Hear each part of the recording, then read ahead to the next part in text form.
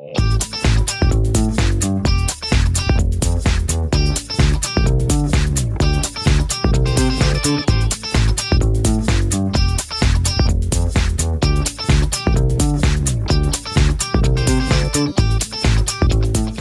pessoal, é um prazer estar aqui com vocês, né? Somos todos professores nesse processo de aprendendo um com o outro. E eu queria também, assim, agradecer pelo convite que foi mediado pelo professor Reginaldo Bezerra, conhecido como professor Palito, para quem está mais perto dele. E eu gostaria de agradecer à Universidade Federal, né, como a Iris já apresentou, né, por minha formação, à Escola Agrícola de Jundiaí, que é meu atual local de trabalho, e ao Grupo Estesia, que é o grupo do qual faço parte, que me acolheu nesse processo de doutoramento e já tinha me acolhido no processo de mestrado, desde a graduação, e vocês vão ver que eu vou falar muito do grupo de pesquisa, porque toda a reflexão que eu estou trazendo para vocês, são de leituras, debates, organizações, pesquisas que são feitas por pesquisadores muito mais experientes que eu ainda sou muito iniciante, né, dentro desse mundo da pesquisa, trazer principalmente as contribuições da minha professora para a educação, de modo geral, a partir da leitura do Merleau-Ponty. Então, quando o Palito me convidou, ele me deu a ementa, né, deu lá o tema, e a gente construiu esse título, certo? E aí, a nossa ideia parte dessa reflexão. No fundo imemorial do visível, algo se mexeu, se acendeu, algo que invade seu corpo, e tudo que ele pinta é uma resposta a essa suscitação. Sua mão não é senão um instrumento de uma longínqua vontade. A visão é o encontro, como numa encruzilhada, de todos os aspectos do ser. Nesse circuito não há nenhuma ruptura, impossível dizer que aqui termina a natureza e começa o homem ou a expressão. É, portanto, o ser mudo que vem ele próprio manifestar o seu sentido. E aí a ideia é a gente, a partir desse mini curso, trazer à tona essa experiência do corpo, aqui como o Merleau-Ponty traz do pintor, nesse processo, e a gente vai fazer essas relações a partir dessa filosofia com a educação. Então, por isso que no primeiro momento, vou apresentar só a ementa, para a gente ter uma noção do todo, e aí a gente vai trabalhar, no segundo momento, o corpo e o saber em Merleau-Ponty, então eu vou apresentar o filósofo especificamente, seus conceitos, e tentar construir essa relação com a educação, do que o nosso grupo, né, vem elaborando e tentando refinar o que vem se chamando de uma educação estesiológica, né? E aí a gente vai fazer essa relação com o ensino híbrido. E depois disso, as meninas também vão me ajudar, Iris e Elda, para a gente ter um diálogo, certo? Então, à medida que vocês forem assistindo, né, tendo alguma dúvida, comentário, sugestão, inclusive crítica, né, refinando algum conceito que foi talvez mal apresentado, então coloca lá no chat e a gente vai ter esse momento de diálogo ao final. Beleza? Então, para começar, elaborei a seguinte ementa, né? A concepção de corpo, a partir da perspectiva do filósofo, Maurice Merleau-Ponty, e sua relação com o saber, nesse momento que a gente está vivendo agora, de ensino híbrido, né? Pontuando implicações para a educação institucionalizada, ou seja, a gente vai vamos retornar agora, né, para esse processo de aula, no ensino remoto, né? A gente já sabe que já está se preparando também para uma volta do presencial, e muito provavelmente, talvez, o uso do híbrido, né? Eu não sei como é que vocês estão visualizando isso de modo específico na Prefeitura de Natal, mas eu acredito que o ensino híbrido ele também veio para ficar, né? E você está, como já tem algumas escolas fazendo, os alunos vão, uma parte vai para a escola, outra fica em casa, e aí vai misturando. Então, assim, são problemáticas que vão surgir a partir disso que a gente está vivendo, né? Mas que tem algo que não muda da nossa atuação como professor, que é o planejamento, né, os objetivos, o conteúdo, as estratégias de ensino e os procedimentos avaliativos. Nós vamos ter que fazer isso, né? E aí, pensar o corpo também nesse processo. Esse é o nosso objetivo. Então, o que é que eu gostaria que vocês saltassem literalmente os olhos, né?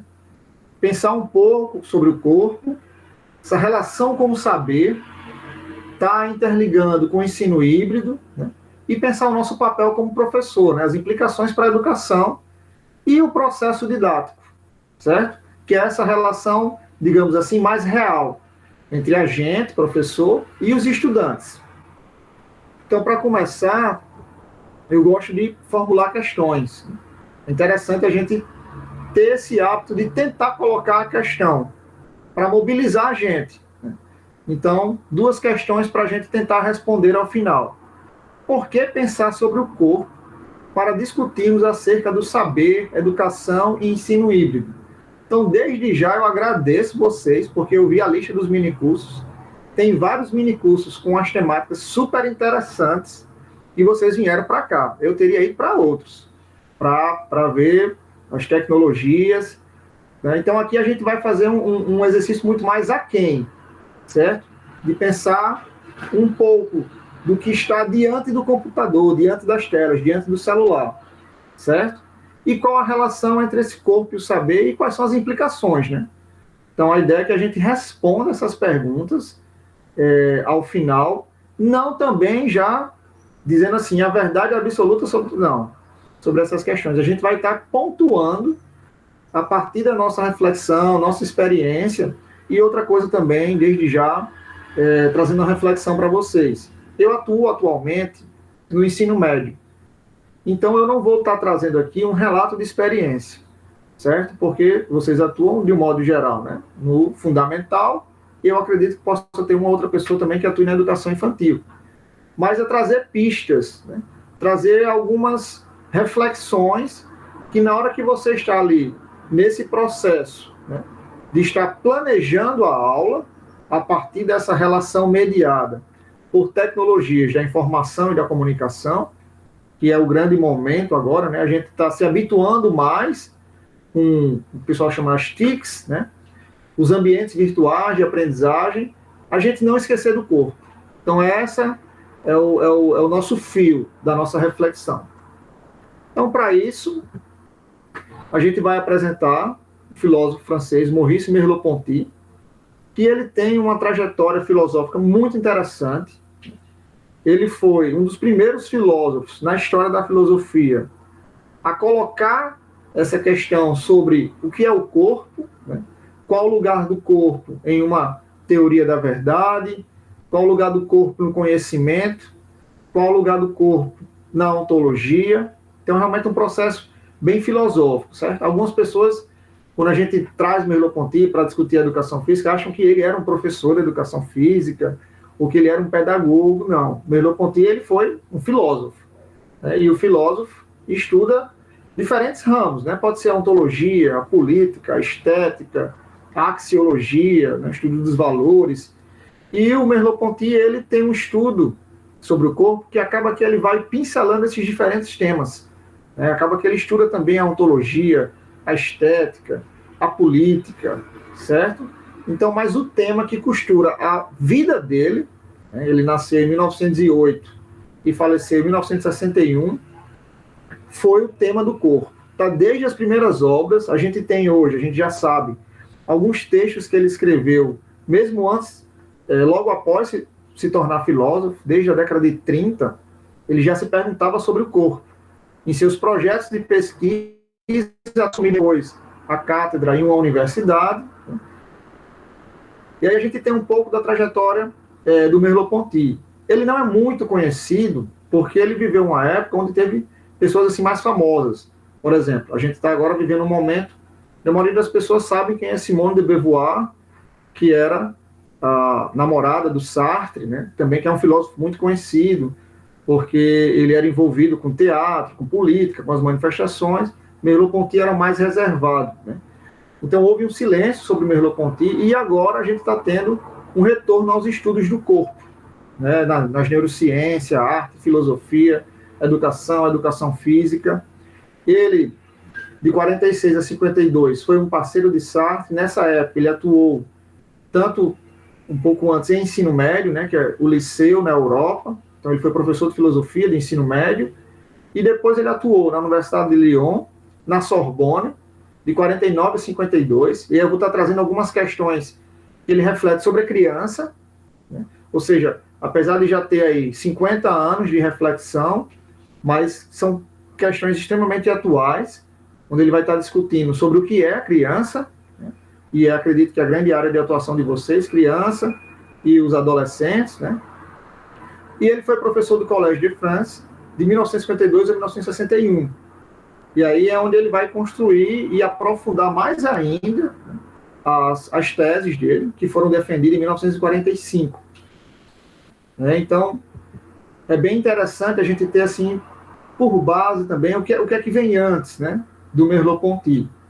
A gente vai ter o surgimento da filosofia no século IV a.C., como esse momento da razão, né, da gente poder explicar a realidade a partir de conceitos, tentando um pouco da mitologia.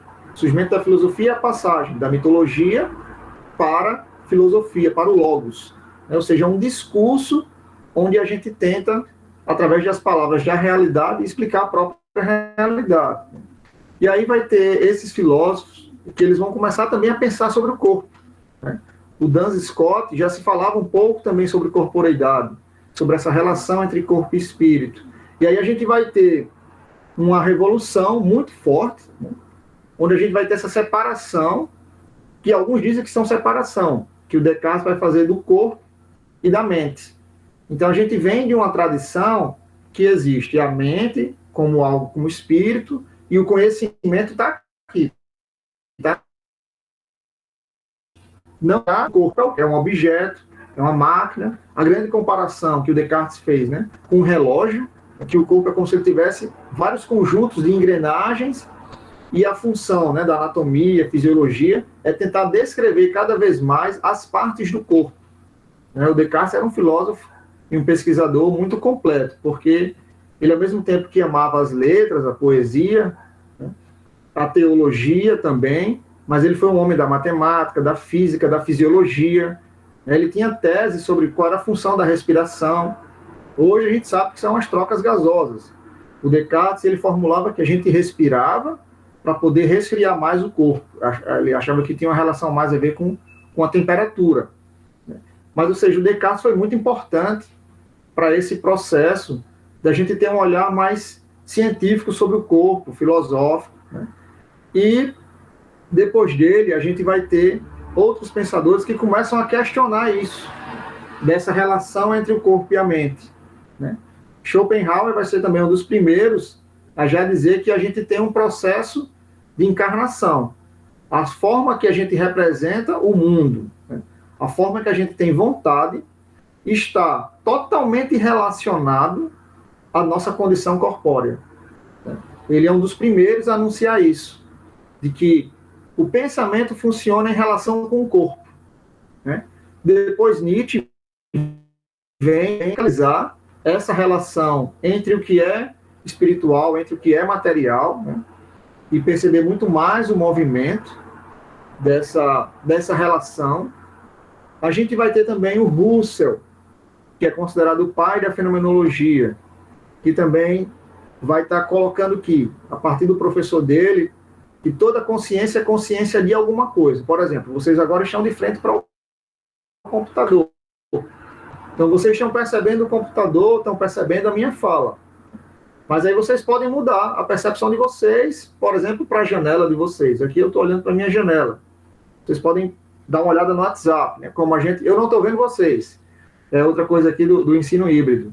Mas a consciência, né? A sua consciência está sempre conectada com alguma coisa. E por mais que você diga, não, professor, eu posso desconectar a minha consciência das coisas que eu estou olhando. Mas aí a consciência vai ser consciência que vai estar voltando mais para o seu corpo. Né? Então, ela sempre é consciência de alguma coisa, por mais que seja do corpo. Sempre tem essa conexão. Né? E aí o Merleau-Ponty ele vai realmente radicalizar isso, para dizer que o corpo é essa consciência e que ele está o tempo todo em conexão com o mundo. Com o mundo, com os outros, com as coisas. Então, novamente, pegando essa curva, lá na filosofia, a gente tem um processo ainda mais teocêntrico, ou seja, Deus é a explicação do mundo, né? A filosofia começa a tentar romper com isso. Com Descartes, a gente vai ter esse movimento que a gente chama de antropocentrismo, né? Ou seja, o homem agora é que explica o mundo mais ainda, né? Uma revolução epistemológica do conhecimento. O homem conhece, e como é que o homem conhece? Então essa pergunta é daí.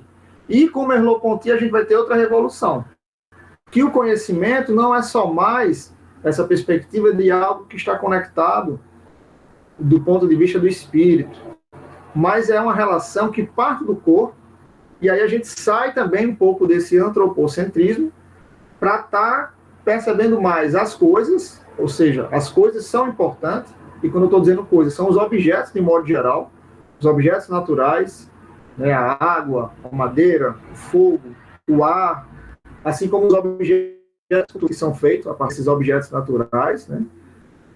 E agora a gente tem, né, o celular, o computador.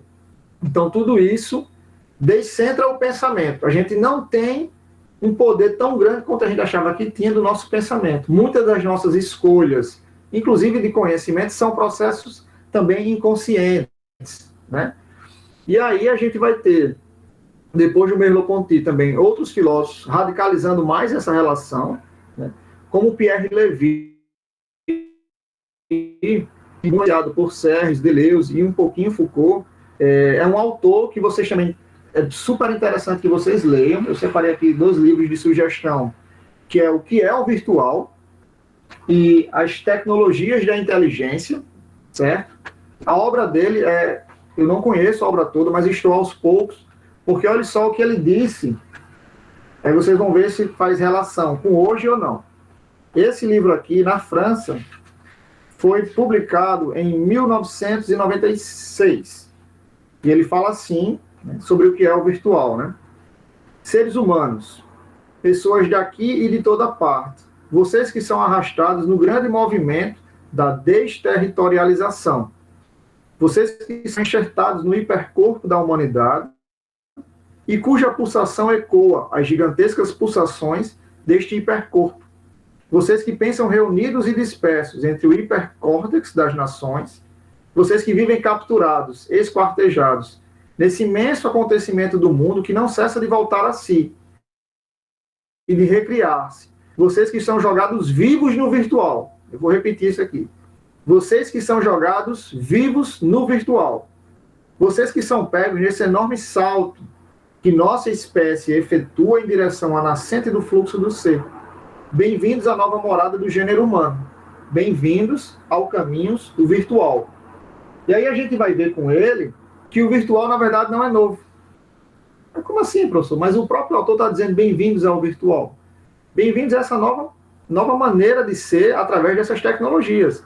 Mas o virtual existe desde que o homem é homem. A nossa capacidade de imaginar, de inventar, de modificar as coisas. Ou seja, a gente está aqui agora. Mas eu posso pegar esse lápis aqui e transformar ele num brinquedo. Ou seja, eu virtualizei ele. Eu transformei ele em outro objeto. Né? E isso depende primeiramente do quê? Do corpo. Dessa relação do pegar a caneta. Obviamente, eu já tenho experiências anteriores, que eu brinquei de carro, e aí eu posso transformar essa caneta em outras coisas. Né? E isso a gente vai ver que essas ideias, elas vão chegar nas ciências humanas, na educação. Por isso que eu falei que gostaria de falar do grupo de pesquisa, porque é um grupo que vem estudando o Merleau-Ponty, né?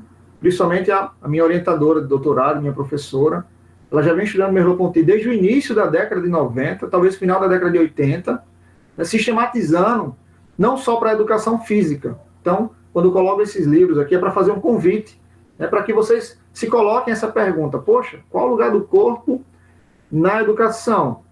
A professora refletiu sobre isso em 2005, e a gente vai ver como tem algumas coisas que são 16 anos depois desse texto, extremamente atuais para a gente pensar essa relação do ensino híbrido, que eu vou chegar já já.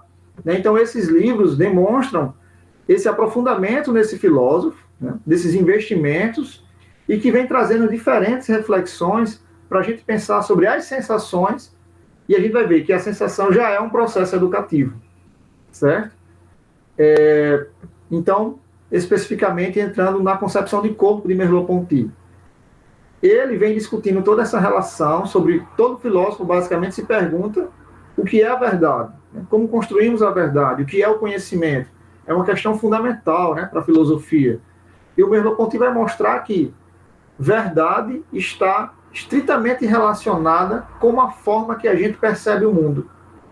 Então ele vai se debruçar muito sobre o Descartes, sobre como a filosofia e a ciência do início do século XX, que foi o que ele também analisou profundamente, especificamente a fisiologia e a psicologia, que nortearam muitos projetos educativos e ainda norteiam, viu, gente? Ainda norteiam. Ele vai dizer que não dá para a gente querer medir o conhecimento, não dá para dizer que só essa medida é a verdade sobre o conhecimento, sobre o estudante. Por quê? Porque o corpo, ele é um sujeito da percepção e a gente não deve mais olhar o corpo como um objeto, como um relógio, mas o corpo como uma obra de arte. Então a gente deve olhar para o estudante, né, não ali como alguém que eu vou colocar um conteúdo nele, mas que eu vou despertar no estudante o interesse pelo conhecimento. É um processo mais profundo, seja ele presencial ou no ensino híbrido. Né? Então, o Merleau-Ponty ele vai fazer toda essa construção, ou talvez desconstrução, de que o corpo não é simplesmente um objeto, mas é o nosso modo de ser. E quando eu percebo, né, eu olho aqui para a janela, escuto o som do carro passando, ou diante da tela do computador, é a percepção de alguém que está em uma posição literalmente física, uma postura, né, mas ao mesmo tempo também histórica, simbólica, afetiva, né, que tem a ver com os meus humores, da minha infraestrutura corporal. E às vezes o estudante, a gente não sabe como ele está. E a gente quer ensinar algo para o estudante somente com uma perspectiva. Né? Então, ao pensar o corpo como obra de arte, a gente vai tentar diversificar mais isso, porque a gente vai entender que os processos de aprendizagem são extremamente complexos, né? E não é um processo simples. O Merleau-Ponty ele vem mostrando desde o primeiro livro de como, ou seja, do corpo enquanto matéria, né? Estou reduzindo aqui um pouco a filosofia dele para tentar explanar. Já é complexa. Em que sentido? Um toque que eu dou no corpo, né? Se vocês quiserem, façam essa experiência de vocês de dar um toque, ou uma mão tocar a outra, ou sentir a respiração, e vocês vão ver que a sensação ela não está em um só lugar. Quando você toca, é um processo meio que de ambiguidade. Se você toca alguma coisa, você sente o que você toca, mas você sente que você também é tocado. Como se houvesse, não, há uma relação entre um mundo interior e um mundo exterior. E que isso é um processo fundamental para o ato de conhecer. Ou seja, o sentir é o que está na base do ato de aprender, por exemplo. Né? E aí ele vai aprofundar as teses dele, principalmente com essa noção que o nosso grupo, e principalmente a minha professora, que vem se debruçando sobre ele em pesquisas, né, e a partir também de orientações de diversos trabalhos, o que Merleau-Ponty vai chamar de corpo estesiológico. Ou seja, ele sai dessa noção de corpo-objeto, entra nessa noção de corpo como obra de arte, né, um corpo como inacabado, assim como é um romance, uma música, uma poesia, que você sempre que, por exemplo, se vocês aqui acreditam, eu espero que vocês gostem de ouvir músicas. E aí você um dia ouve tocando em frente do Almir Sater. Aí você talvez vai pegar mais aquela parte do verso, ele vai falar da manhã, porque você está no momento da sua existência que você está contemplando mais a manhã. Mas talvez você vá depois ouvir essa música e você vai captar mais outra parte da música. Ou seja, é a mesma obra de arte, mas ela é inacabada, porque cada vez que você vai ouvir, você é diferente da existência. Né? Então, essa compreensão de corpo passa por isso, por essas modalidades de percepção. E o corpo estesiológico é mais profundo ainda, é para reconhecer de que tudo aquilo que eu sinto, eu tenho que meio que perceber que eu estou nesse fluxo da vida, e que é muito processo inconsciente, simbólico, e também tem a ver com o desejo. Então, assim, a gente é ensinado a desejar e a gente nem percebe as formas de desejos que estão controlando a nossa percepção. O Pierre Levy também vai colocar um pouco isso, de que há um pensamento coletivo na ciência individual e que a nossa consciência individual joga um pouco para esse pensamento coletivo, né? Então é essa troca, assim, onde você não consegue firmar uma identidade individual. É um processo muito mais móvel, né? E aí eu faço esse convite agora, já falei muito, eu gostaria que a gente se dedicasse ao olhar. Eu vou marcar aqui 30 segundos a 1 minuto para que vocês olhem essa imagem. É o tempo que eu tomo uma água, também descanso minha voz.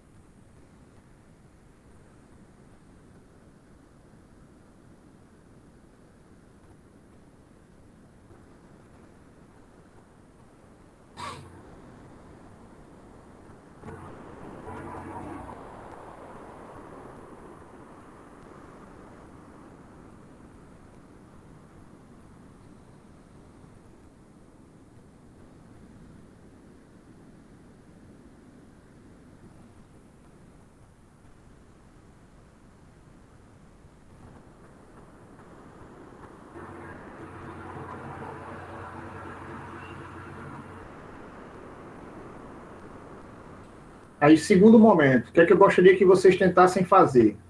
Quem se sentir à vontade, obviamente. Que paisagem, a partir do que você olhou, veio na tua memória? Né? Ao ter olhado esse quadro, que lembrança esse quadro trouxe para você? Ou não trouxe nenhuma memória? Então, dá uma colocadazinha no chat, tenta ser objetivo, mas tenta assim, olha, olhei o quadro e me lembrei isso, né?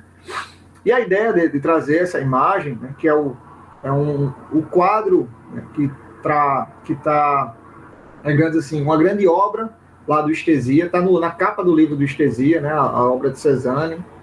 A professora Petrúcia tem sempre nos ensinado a ver, né, a parar diante das obras de arte para contemplar, mesmo aqui a gente através... Perdão, passou um bug aqui.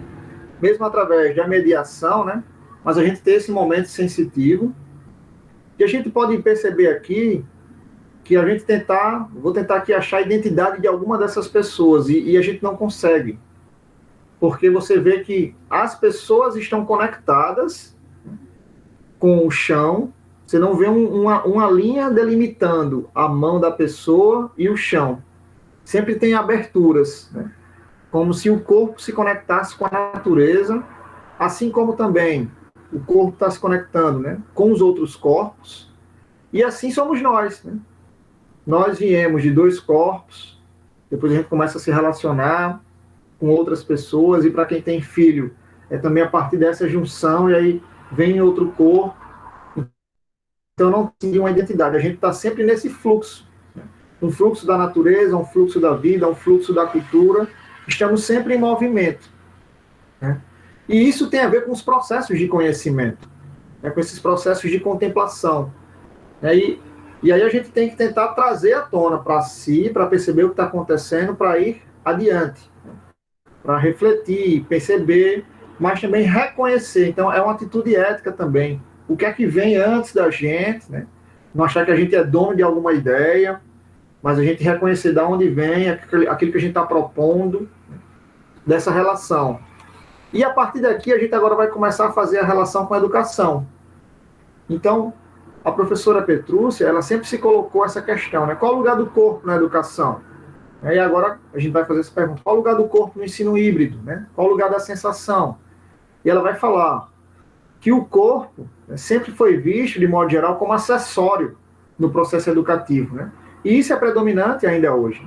O foco agora está nas tecnologias. Vamos usar a tecnologia tal, tecnologia tal. E não tem uma relação com a individualidade, com o processo subjetivo, né, com esse processo criativo. a nossa reflexão, né, ela vai nos falando, busca apontar outros caminhos de compreensão do corpo na educação. Segundo, uma atitude que busca superar o instrumentalismo, ou seja, quando a gente for utilizar as tecnologias da educação, não só está privilegiando a tecnologia, mas tentar perceber se realmente despertou o interesse no estudante, se teve uma reflexão que toca a vida dele, né? De você perceber que ele está realmente se envolvendo, ampliar as referências educativas, né? Ao considerar essa fenomenologia do corpo, ou seja, essas experiências, né? Reconhecer o corpo como capaz de fala, o corpo como capaz de movimento, um corpo que também é desejo, né? Afetivo, a sua relação com o conhecimento, incluindo reflexões contemporâneas sobre os processos cognitivos, né? Admite de uma nova compreensão de percepção. Então, a percepção não é só uma relação de estímulo-resposta, mas é um modo de ser. E aí, com isso, a gente já coloca, né, que o ato de sentir já é educativo. Ou seja, então, mesmo através das tecnologias, a gente provocar isso. A gente começar a tentar no planejamento para excitar o aluno, provocar, né? Começar com uma poesia, um quadro, uma música, ter algo, porque imagina, a gente já vem de uma tradição que é muito mais só da oralidade, né? Pierre Levy, ele fala isso. A gente vem de uma tradição de ensino que é de 5.000 anos, num processo de oralidade, há mais ou menos 300, 400 anos do processo impresso, né? Do processo impresso no sentido de quê? De que se tornou algo mais comum e difundido, e mesmo assim hoje o acesso a material impresso no Brasil é muito caro, um livro, né? Mesmo para professor, é muito caro a gente ter acesso ao impresso, e agora a gente está tendo acesso às tecnologias da informação e da comunicação que se transformaram, né? Então a gente tem que tentar, no ato educativo, se lembrar desses princípios, né? Ao provocar o estudante, ele tem que experimentar, repetir, porque isso é um exercício que vai favorecer o processo de memorização. Todo ato de conhecimento, de certa forma, é reconhecimento. Então, ter cuidado também para não estar querendo toda a aula estar inovando, utilizando uma estratégia nova. Não, repete um pouco, né?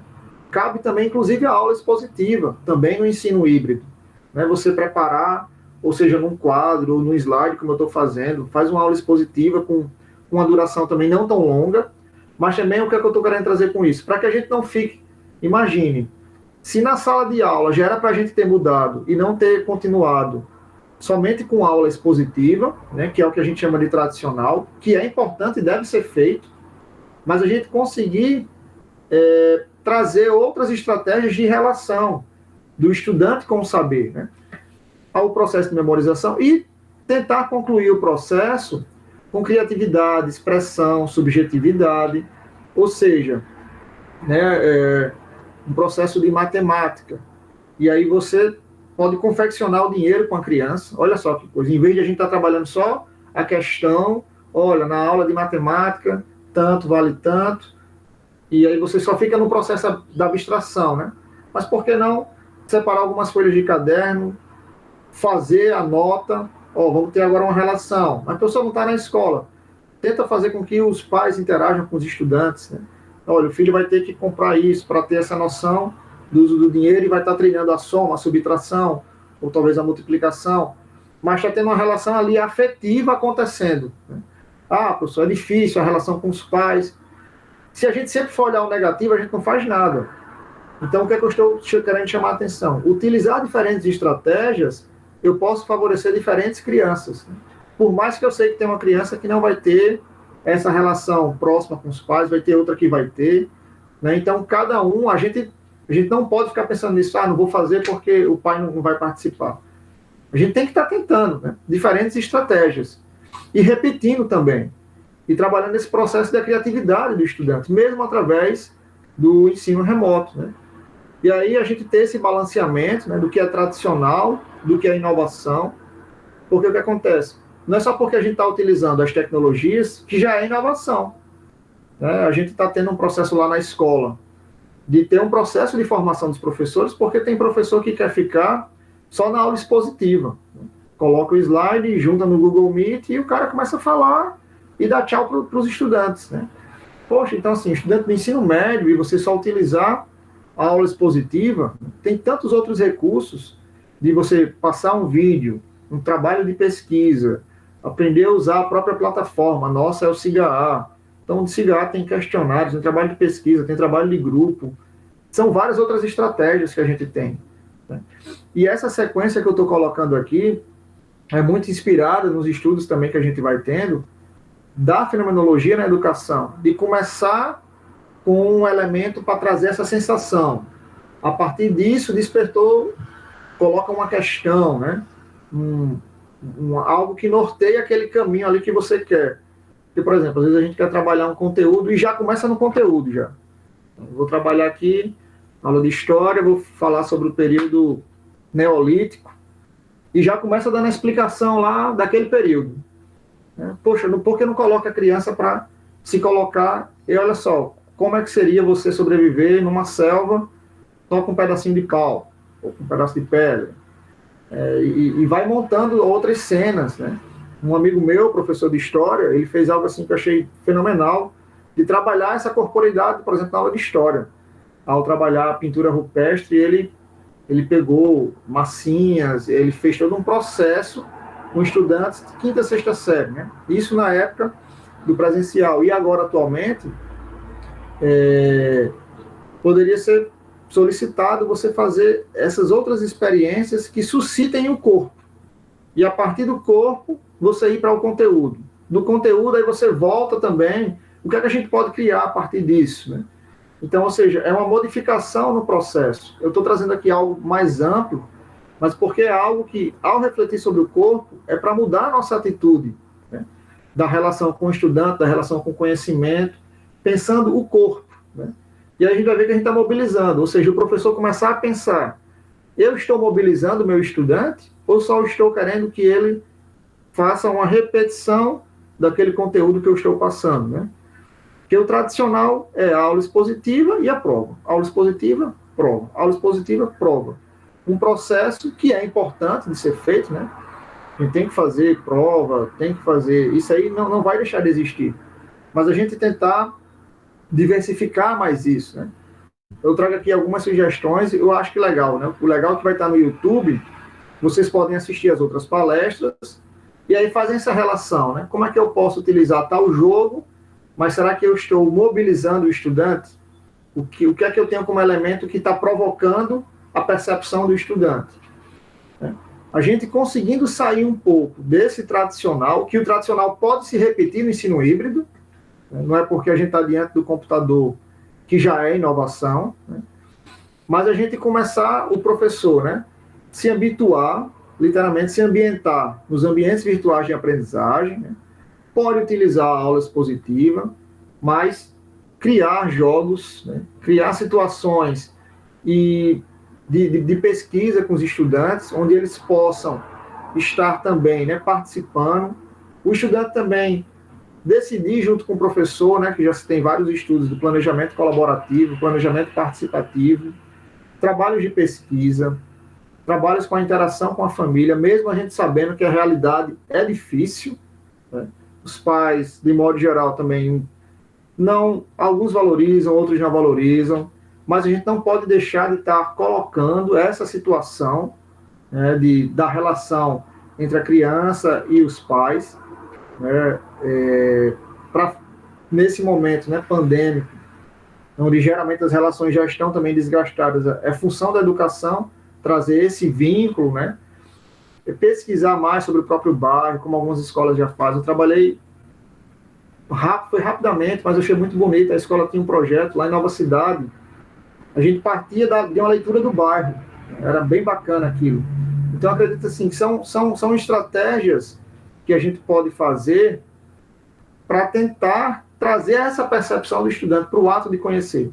Se a gente não pensa na percepção, e a gente pensa só logo no conteúdo, a gente pensa só na estratégia de ensino, a gente pensa só na avaliação, a gente está, eu posso dizer assim, um processo mais simples, né, de consciência didática, digamos assim. E sempre pensar nesse processo da produção da criatividade, que pode respeitando, né, a idade dos estudantes, vendo essa questão com os pais, mas está divulgando os trabalhos, né, não divulga a imagem da criança, mas divulga o produto do que criou, né, criou um portfólio, criou um cordel digital, criou um quadro, né, uma música, uma forma diferente de trabalhar um cálculo. Então, assim, para as diferentes componentes curriculares, essa reflexão sobre o corpo, e é isso que a professora Petrúcia chama a atenção, porque quando é que a gente vai discutir sobre o corpo na educação, de modo geral? Às vezes, o professor de Educação Física e de Artes. E olhe lá. Né? E olhe lá, porque muitas vezes o próprio professor de Educação Física instrumentaliza. Só quer ensinar o esporte, ou então nem isso quer. Né? Não sei como é que está sendo também agora no online. Né? Eu sei que está tendo um movimento muito bom, porque a Prefeitura de Natal tem um foco, né? Que é o processo de formação continuada de professores de Educação Física. E aí está tendo um movimento bem interessante de partilha de experiência pedagógica. Né? Então, assim, mas eu não sei como é que está nas outras áreas, eu não conheço. Mas pensar o lugar do corpo na educação é função de todos nós, porque é discutir o ato de conhecer. Né? Então, talvez você possa estar pensando, é muito fácil para você estar falando sobre o corpo, porque você é da Educação Física. Na Educação Física, o corpo está em evidência. Mas é interessante a gente sair um pouco desse nosso lugar comum para tentar modificar a prática pedagógica. Tem um grupo de matemática que estuda a fenomenologia de Merleau-Ponty, Heidegger, fazendo relação com matemática, trazendo sempre essa relação com a experiência vivida. É bem interessante isso. Então, eu acredito que a gente pode começar a pensar, né? E quem sabe isso pode empurrar vocês, no sentido de motivar, de querer se aprofundar, por exemplo, a corporeidade no ensino de história, corporeidade no ensino de literatura, e pensar o corpo e os processos, e não necessariamente Merleau-Ponty. Eu estou trazendo Merleau-Ponty porque é da minha formação, do grupo de pesquisa que eu faço parte, mas você pode também estudar a partir de outros olhares, né, filosóficos. Mas o que a gente está querendo chamar a atenção é para que a gente busque estar vivo nesse processo educativo, né, de estar pesquisando, tentando refinar, compreender mais esses processos, né, para estar despertando realmente o processo de educação de qualidade. A gente não é só para falar de educação, mas a gente tem que começar a discutir o que é uma educação de qualidade, né? O que é uma educação realmente emancipadora, de compreender mais, e não só o Pierre Levy fez essa reflexão em 1993. Né?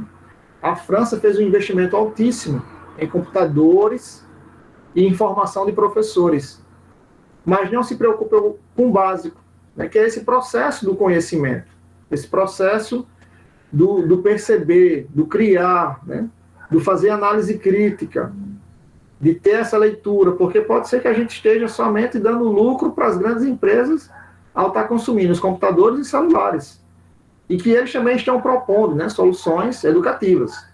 E aí o professor praticamente vai só pegar o programa pronto, dar um enter lá, o aluno vai seguindo todo o programa para responder tudo, e não teve ali uma reflexão sobre o nosso lugar, né?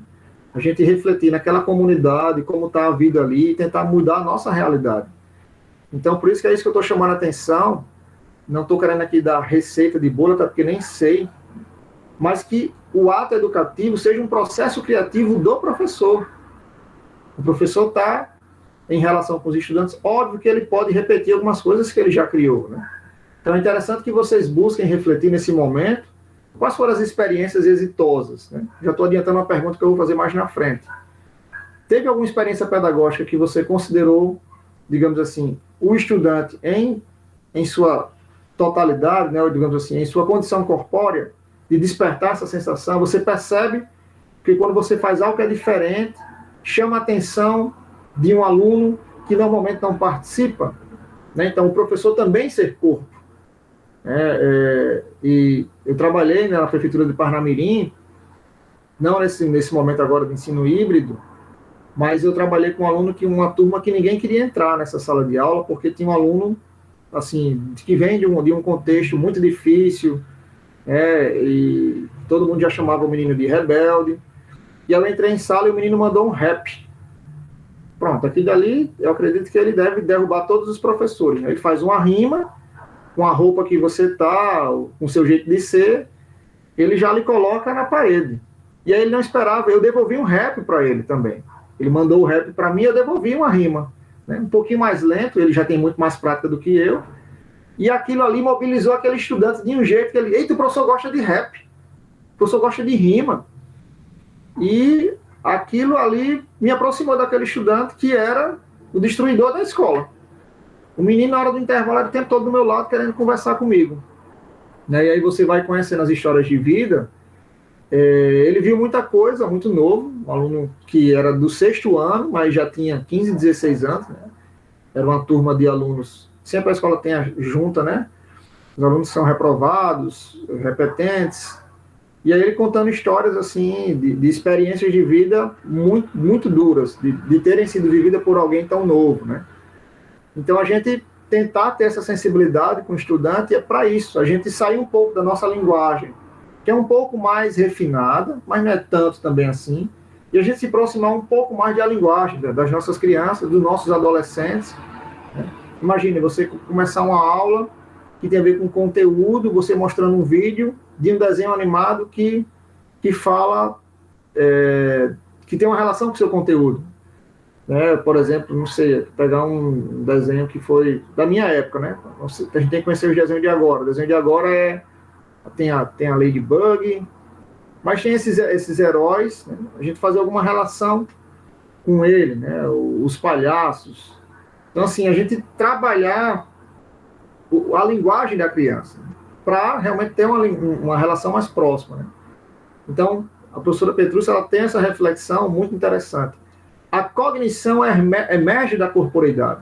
Então, mesmo diante do computador, eu tenho que estar pensando como é que está essa situação do estudante, né? Expressando-se na compreensão da percepção como movimento, não só como processamento de informações. Aquele que está percebendo é o modo de ser de um sujeito, de uma história de vida. Nós somos seres corporais o tempo todo, corpos em movimento. O movimento tem a capacidade não apenas de modificar as sensações, mas de reorganizar o organismo como um todo, considerando ainda a unidade mente-corpo. Né? Então, ou seja, como Merleau-Ponty e alguns outros estudos que a professora também vem citando, de biólogos, né? A gente vai ter uma modificação da própria compreensão, não só do que é corpo, obviamente, que já tem essa ligação corpo-mente, mas de todos esses processos cognitivos, né, que a gente achava que estava na mente, ou no espírito, ou nisso invisível que controla o corpo.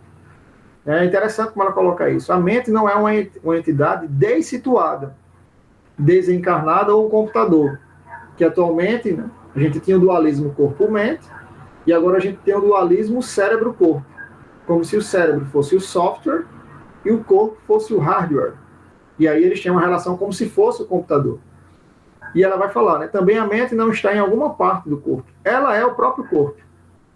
Essa unidade implica que as tradicionais concepções representacionistas se enganam ao colocar a mente como uma entidade interior. Haja vista que a estrutura mental é inseparável da estrutura do corpo. O Merleau-Ponty vai dizer, a consciência do corpo invade todo o corpo. Né? O corpo é consciência. Então, a gente trazer isso, a gente começa a pensar a didática agora como não só como os processos, mas como essa arte do encontro. Né? Como é que eu vou sensibilizar meu estudante? Como é que eu vou dar continuidade? Que recursos eu vou utilizar? Mas será que realmente eu estou refinando essa nossa capacidade de pensar? Né? Tanto o professor que pensa e o estudante também que pensa. E aí a didática começa a arte do encontro, né? Um encontro que tem como finalidade o saber. Ou essa relação, só passar um caminhão aqui, ou dessa relação com o saber. Né? Então a gente precisa pensar esses aspectos, né, do planejamento, dos objetivos, do conteúdo, nas estratégias de ensino, e pensar que antes disso tudo é uma relação corpórea, é uma arte do encontro, mesmo aqui através do computador. Então o professor tem que ter atenção também na fala. Imagine, se a gente fala fraco na sala de aula, imagine aqui no computador. Olha, pessoal, bom dia. Vamos começar a aula.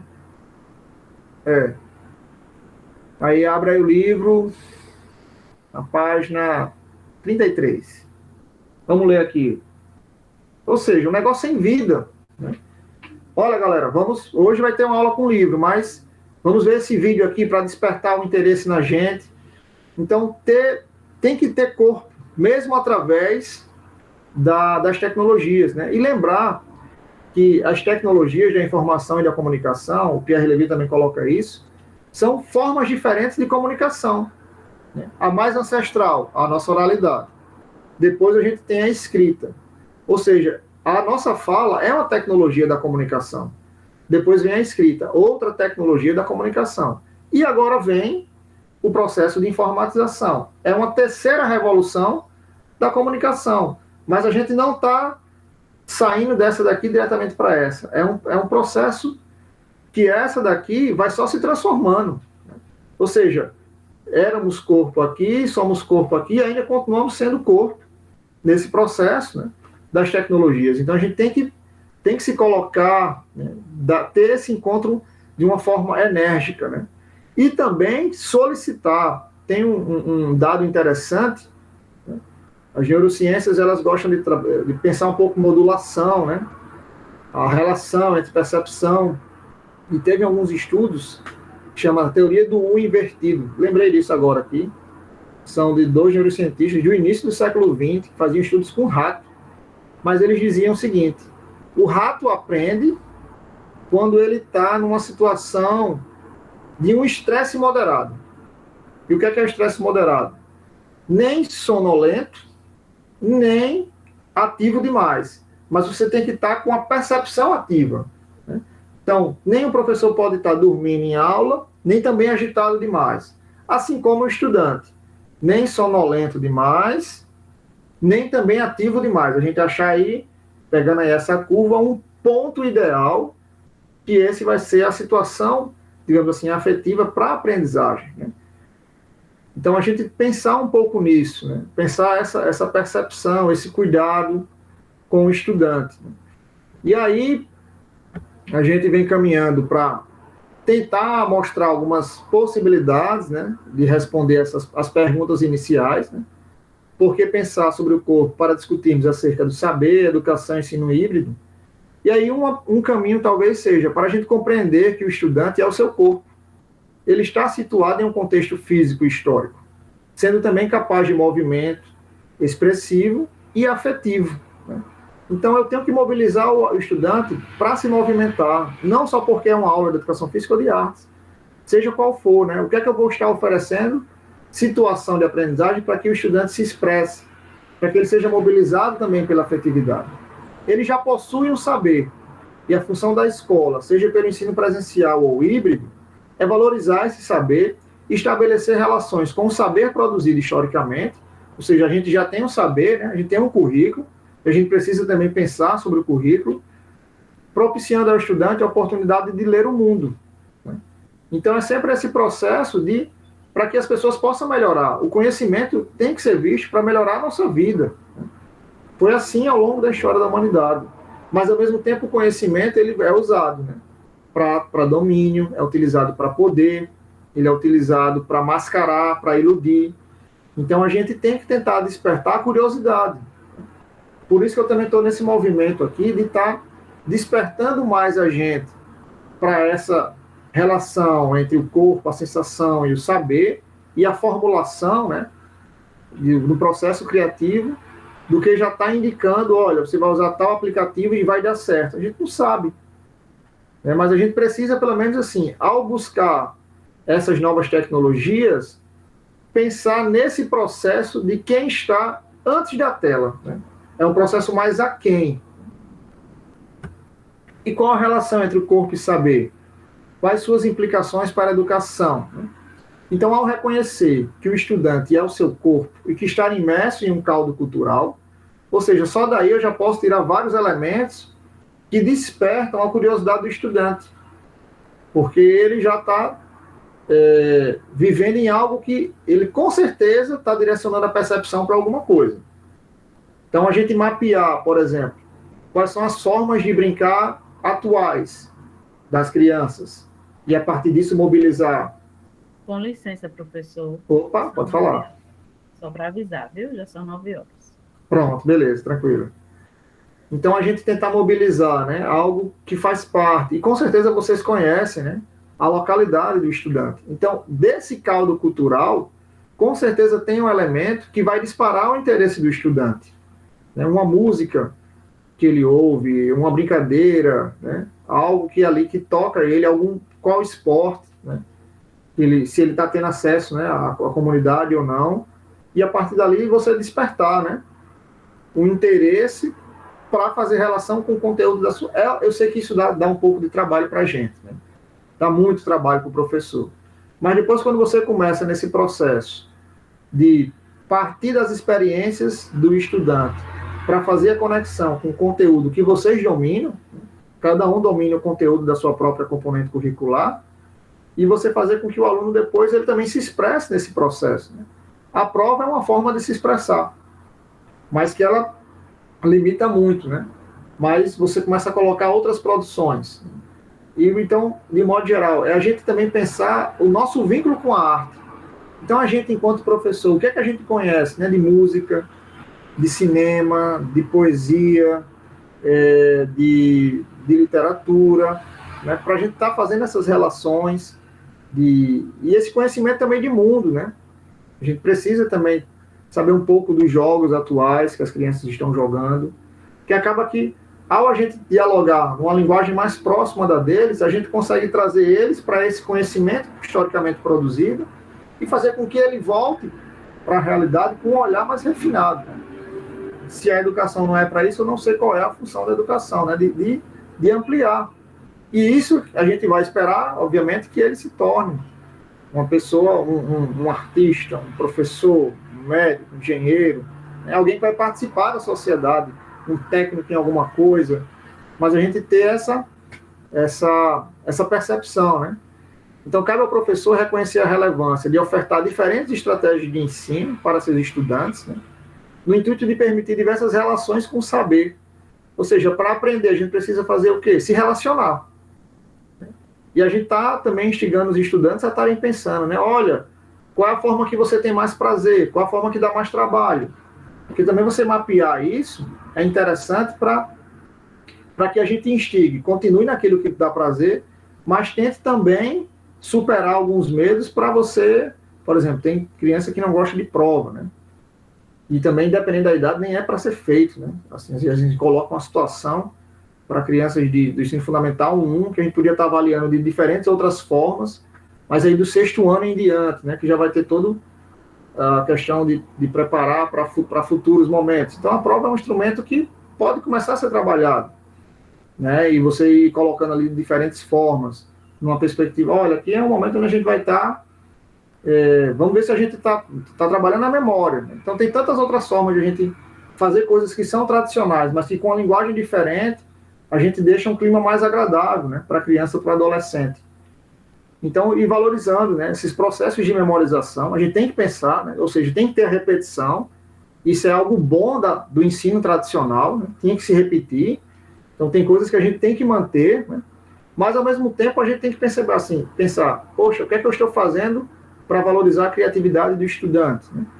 E a gente, uso de podcasts, tem vários recursos hoje que você pode fazer uma gravação, um processo criativo, né? Gravar um áudio. Então, assim, são tantas coisas, essa relação imagem-som, né? E agora, óbvio, a gente sabe também que vai envolver outras competências, né? Do estudante com as tecnologias. E a escola também vai ter que começar a trabalhar isso. Então, já tem também um movimento muito interessante de mídia e educação, de não só... esse movimento de você estar ensinando as tecnologias, mas a apropriação da criança para um processo criativo, né? Um posicionamento crítico, em situações lúdicas, meditativas, contemplativas, cooperativas, competitivas, individuais e coletivas. Né? Então a gente tem que estar atento a essas questões, mesmo no ensino híbrido. Né? Então, de modo geral, talvez a pergunta, que era muito fundamental na educação, sempre a gente pergunta, né? Qual a nossa visão de mundo, de homem, de sociedade, e talvez agora a gente vai mudar a pergunta. Qual a nossa visão de mundo, continua ainda o conceito de mundo, mas de corpo e ecologia? Como é que a gente está se conectando com a nossa realidade? Né? Não só está pensando na sociedade utópica, mas está realmente pensando mais as nossas relações, e é algo que o Pierre Levy também coloca, não é porque a gente está na sociedade virtual, digamos assim, nesse mundo virtual, mas pensar também os processos democráticos. Então, quando o professor está mudando a sua perspectiva, mesmo no ensino híbrido, de dar voz ao estudante, de fazer esse diálogo, é sempre um processo da reinvenção da democracia, de pensar o bem comum, de pensar essa relação horizontal, né? Essa relação de formação de pensamento cultural que a gente precisa estabelecer, os professores, os estudantes, com a escola. E aí é o que a professora Petrúcia vem chamando de uma revolução estesiológica. Quando a gente tem essa compreensão do nosso papel, né, é mobilizado, tem essa percepção com a sensação e tem esse compromisso, né, um com os outros, de estar envolvido em um processo coletivo. A partir disso, percebendo os outros, qual é a necessidade de cada um, se doando também, sabendo o momento de silenciar. Então, é esse movimento que eu acredito que a gente tem que ter agora nesse momento de ensino híbrido, né, de como formar o ato de pensar. E a gente, professor, também reformar o nosso pensamento. Compreender que o pensamento faz, como eu coloquei, né, inspirado aqui no Pierre Levy, a gente não tem um pensamento simplesmente enquanto algo propriamente nosso, mas a gente repete ideias de um pensamento coletivo. E aí a gente vai formando a nossa consciência individual. E a gente se perguntar, né, o que é que está formando o nosso pensamento? Para a gente também formar o pensamento dos estudantes. E a partir disso, né, já abrindo para o diálogo, ele é para nós, o corpo, né, muito mais que um instrumento. O corpo é a nossa expressão no mundo, a figura visível de nossas intenções. Mesmo nos movimentos afetivos mais secretos, aqueles mais profundamente ligados à nossa infraestrutura moral, contribuem para dar nossas percepções das coisas. E fazendo a relação com a educação, não se trata de incluir o corpo na educação, o corpo já está incluído na educação. Pensar o lugar do corpo na educação significa evidenciar o desafio de nos percebermos como seres corporais. Então, com isso, eu gostaria de, além daquela outra atividade que eu passei, né, da relação com o quadro, eu gostaria de perguntar, né, retomando aqui, em suas experiências, deixa eu só fazer essa questão que aí eu já abro para vocês. Viu? Foi Elda ou Iris que abriu o microfone? Iara. Iara, foi mal, Iara. Só fazer essa questão aqui, a gente abre para o pessoal. Pode ser? Pode? Com certeza. Então vamos lá. Em suas experiências docentes, vocês já valorizaram, né, o corpo e as sensações dos estudantes nos processos didáticos? Como foi? Né? E aí a gente pensar junto, né, qual o lugar do corpo no ensino híbrido, porque eu não tenho as respostas prontas.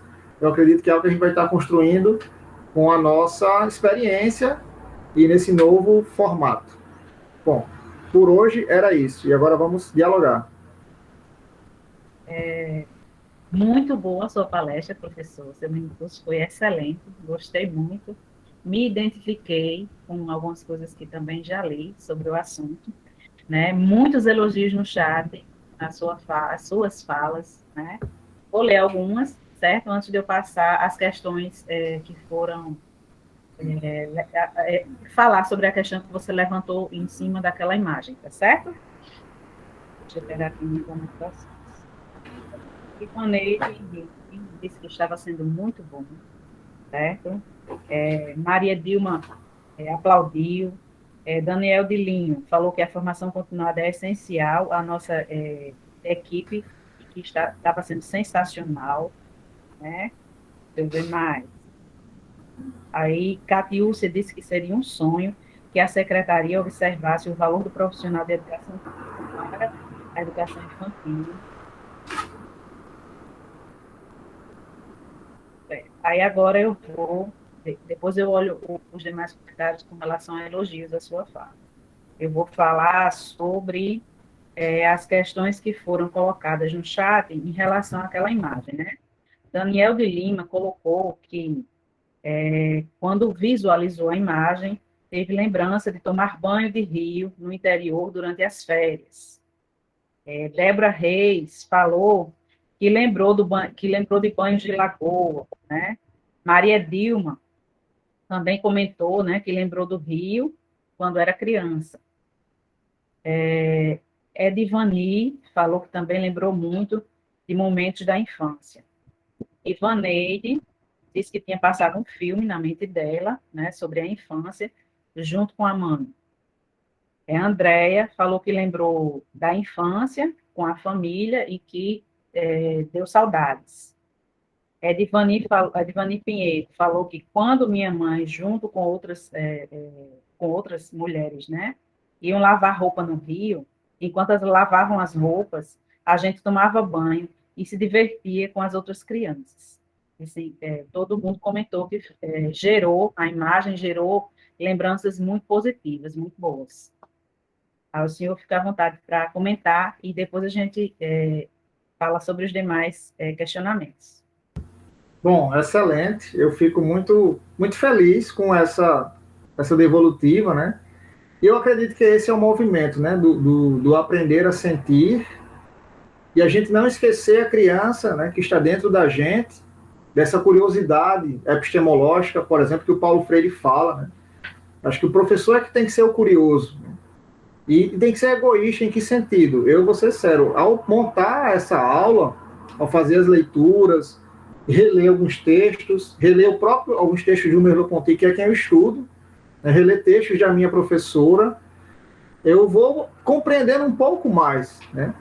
Então, quando a gente é mobilizado para isso, né, então ou seja, o quadro faz a gente ver e faz a gente lembrar dessas sensações, e é interessante que a gente mantenha vivo essa ingenuidade, né, de um banho de rio, e a gente se encanta com o rio. E a gente depois conseguir se encantar com a equação, se encantar com um dado histórico, a gente se encantar com o movimento artístico, a gente se encantar com o futebol, a gente se encantar com uma aula de música. Ou seja, se o professor está encantado e mobilizado, talvez a probabilidade de mobilizar os estudantes no presencial e no híbrido talvez seja maior, né? E é muito legal esse feedback, alguns rostinhos conhecidos. Eu agradeço aqui a Débora e Daniel, que estão de câmera aberta. São meus parceiros de educação física. A Débora estudou comigo no ensino médio. Uma pessoa encantadora. Era a mais inteligente da minha sala. Ainda é. Era, Débora. Minhas memórias estão aqui ainda. Débora, gente boa demais, assim, super carinhosa. E Daniel é amigo de graduação.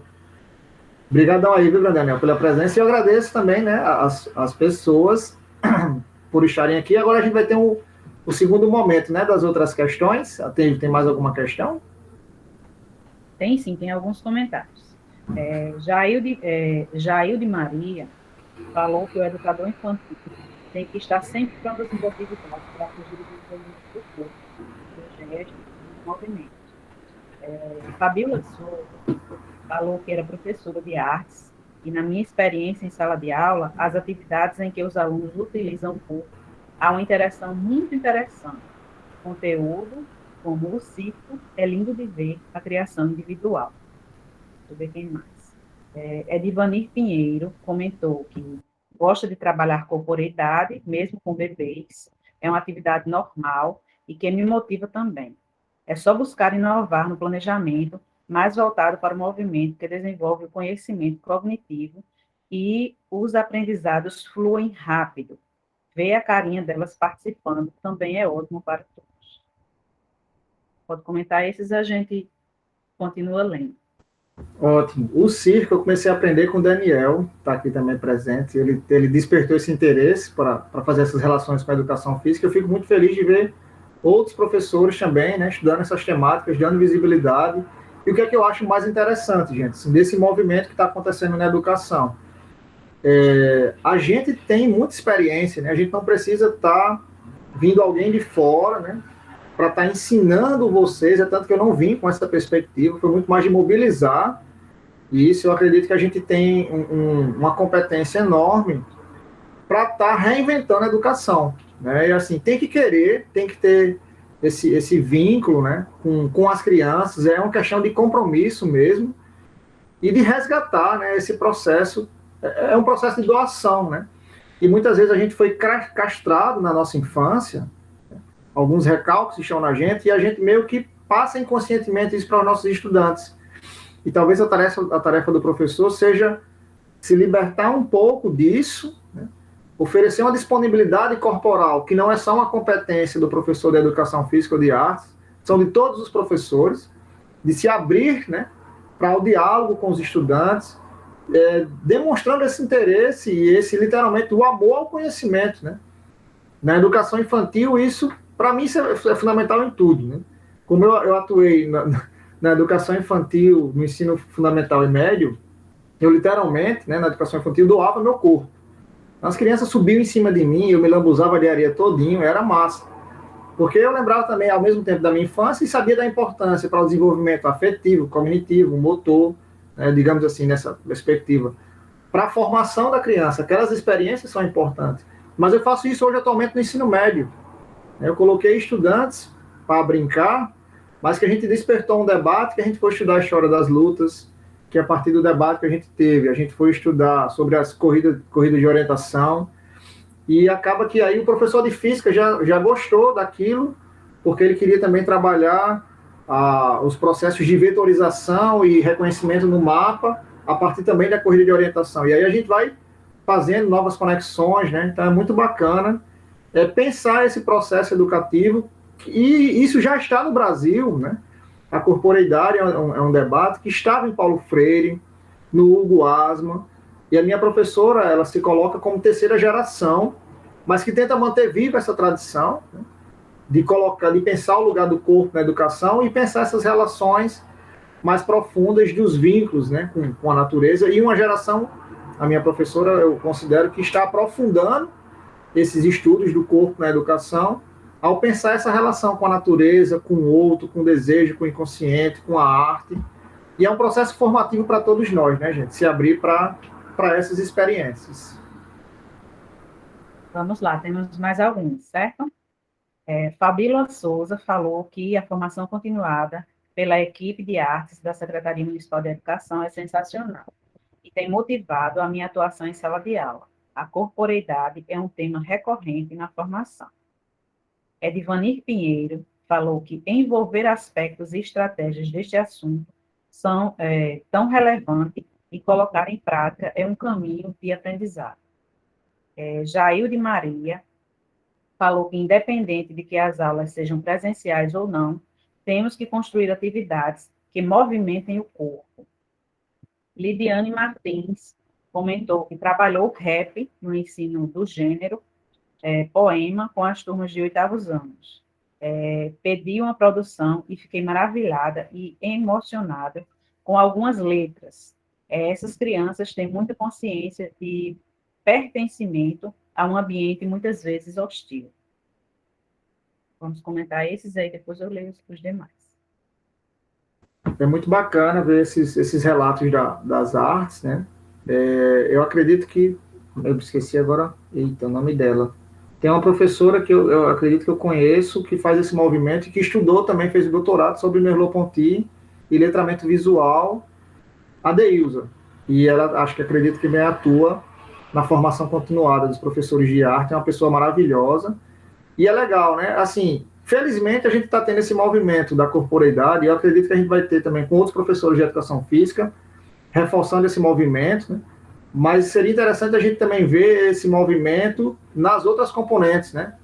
Na matemática, português, a gente viu aí com a literatura, acho que quando você traz um rap, né? Para pensar o processo criativo, de gênero, de textual, de forma de se expressar, de falar, né? É valorizar a cultura da criança, e hoje a gente tem um movimento muito bom, de modo geral, no próprio Brasil, do crescimento do rap e do hip hop, né, e nordestino, porque é um movimento que tem muita força no sul-sudeste, mas a gente está tendo agora muitos rappers nordestinos que estão dando visibilidade. Tem um que é rap dura, rapadura, mistura rap com rapadura, e é muito bom assim, como ele descreve a realidade social a partir do rap, né? E tem vários outros. Aqui em Natal mesmo está tendo um cenário que está crescendo, do rap e do hip hop, com THC, tem outros amigos assim, de infância que hoje estão envolvidos nesse movimento. Tem um que é só na tese, ou seja, só na ideia, né? E aí eles, Caju e Castanha, eita, Daniel já sugerindo aí Caju e Castanha, para a galera procurar. Então, assim, é muito bacana esse movimento, né? Da gente estar dialogando, não tendo respostas prontas, mas a gente precisa se envolver, né, com as tecnologias e buscar ampliar os nossos referenciais para construir diferentes relações com os estudantes.